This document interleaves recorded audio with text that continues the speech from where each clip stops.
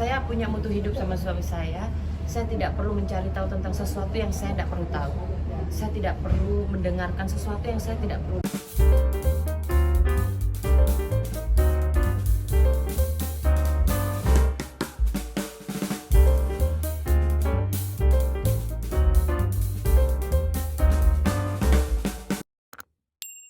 Tahan sebentar. Oke. Boleh agak kiri, Kakak. Oke. Gimana? Sini. Iya, Ya, Ut, apa kabar Ut? Alhamdulillah baik, sehat. Alhamdulillah. Apa kabar semuanya? Baik, lagi sibuk apa, Ut? Alhamdulillah. Lagi sibuk apa, Mbak? nih? Sibuknya ya sibuk sebagai ibu rumah tangga, sibuk sebagai ibu Bayangkari juga ya, gitu, menjalankan tugas-tugas di organisasi Bayangkari. Terus juga ya sibuk syuting kerja itu. Sudah kembali beraktivitas lagi Iya. pasca kelahiran kemarin. Iya, sudah kelahiran kemarin gitu kan. Karena kan memang kemarin saya rangkaian kegiatan saya banyak ya dalam rangka Hari Kesatuan Gerak Bayangkari yang ke-70. Jadi saya banyak kegiatan. Saya bersama seluruh anggota yang ada di Bayangkari Cabang Goa. Jadi melaksanakan ya seperti bakti sosial, seperti itu ya, ajang sana gitu. Dan setelah selesai baru saya kembali ke Jakarta. Saya menjalankan kontrak kerja. Dan insya Allah sebentar lagi juga akan mengeluarkan single terbaru, mohon doanya. Kira-kira berapa? Badan udah kembali. Iya, ini, Bu. iya. Jadi ini lucu aja cerita kelahiran saya itu. Kalau yang anak pertama kan normal dengan berat 3,5, panjang 51. Kalau yang sekarang ini dedeknya nggak mau diajak normal, persalinan normal. Jadi udah di bawah tapi kepalanya ke kanan gitu. Jadi agak melintang ya. Akhirnya mau nggak mau dokter langsung ambil tindakan untuk selesai. Kira-kira berapa hari dari saat pasca melahirkan hingga berkarir lagi? Jedanya? Sekarang putra saya udah 4 bulan. Ya, ini udah mulai start saya untuk mulai kerja dan melanjutkan kontrak kerja lagi gitu. Membagi waktunya gimana nih sebagai ibu rumah tangga, ngurus anak, ibu Bayangkari juga seperti apa? Saya tuh menjalankan segala sesuatu ya sebagai ibu rumah tangga, sebagai Bayangkari dan sebagai seorang penyanyi. Ya saya jalani semua dengan tulus, dengan ikhlas gitu. Artinya saya tiap kali menjadi sesuatu, saya nggak mau bilang capek atau lelah. Jadi saya jalan dengan ikhlas dan saya menikmati semua yang Tuhan berikan untuk saya. Jadi alhamdulillah semua bisa balance dan bisa berjalan seimbang. Karena kan memang Bayangkari juga memiliki mutu bahwa harus menjadi wanita yang mandiri. Keputusan yang sulit nggak sih untuk balik lagi ke entertain, Kak? Sebenarnya nggak ada yang sulit. Makanya selalu saya di Instastory saya atau di Instagram saya itu selalu saya bilang bahwa ya Allah aturkan yang terbaik untuk saya. Karena sebaik-baiknya kita manusia mengatur waktu kan Tuhan paling baik mengatur. Jadi selalu diberikan terbaik waktu-waktunya itu. Alhamdulillah saya nggak merasa kesulitan. Saya juga dibantu oleh ibu-ibu Bayangkari yang ada di cabang Goa begitu luar biasa, gercep dan pokoknya best deh gitu kan. Jadi saya merasa alhamdulillah bersyukur karena dipertemukan dengan ibu-ibu yang luar biasa yang baik gitu. Tapi nggak menetap di sana. Dan Ya? saya juga bersyukur karena diberikan para ibu-ibu pimpinan yang luar biasa, baik, bersyukur sekali. Kenapa Mas? Nggak menetap di sana. untuk Saya suaminya. menetap di sana. Jadi saya balik ke Jakarta gitu kan, nanti kembali lagi. Karena kemarin si kecil kan belum genap 2 bulan, jadi nggak boleh terbang. Jadi saya taruh di Jakarta sama mami saya, sama si mbaknya. Lalu saya tinggal baru 3,5 bulan, baru saya balik lagi ke Jakarta. Nah nanti mau saya balik lagi, mau acara akikahan di sana. Karena belum saya akikahin. Suami jabatannya apa di sana? Iya. Iya. Udah tahu. Polres ya? Tapi support suami sendiri terhadap karir lo seperti apa sih? Karena kan memang statusmu juga sebagai ibu Bayangkari juga ya. Yang penting saya itu saya punya mutu hidup sama suami saya. Saya tidak perlu mencari tahu tentang sesuatu yang saya tidak perlu tahu.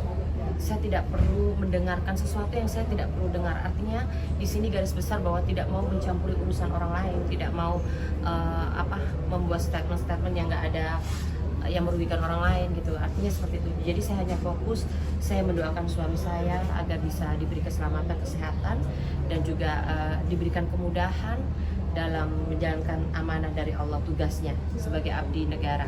Dan sebaliknya saya juga begitu, saya sebagai istri yang mengabdi sama suami, jadi memberikan yang terbaik dengan kekurangan saya, karena saya banyak kurangnya dibandingkan lebihnya gitu kan, karena tidak sempurnaan milik saya gitu, seperti itu. Jadi saya selalu berkata bahwa saya kan memang orangnya tidak bisa dibikin kamuflase gitu, artinya ya saya ya begini ini gitu loh, mau jadi apa nanti diangkat derajatnya sama Gusti Allah, mau jadi seperti apa ya saya seperti ini gitu loh. Nggak bisa saya misalnya dikasih sedikit tinggi derajatnya langsung berulah bergaya, terus nggak bisa, karena memang saya mau jadi diri saya sendiri, dan saya orang yang sangat simple dan simple. Ada beban nggak sih Mbak Uut sebagai istri seorang kamuaris sendiri dan masih pekerjaannya? Jadi gini, saya nggak pernah ada beban ya, artinya apapun amanah yang diberikan untuk suami saya tidak akan beban. Saya hanya mendoakan, istri itu mendoakan, memberikan semangat tanpa harus menuntut, itu tugas saya. Cuman kadang-kadang saya di sini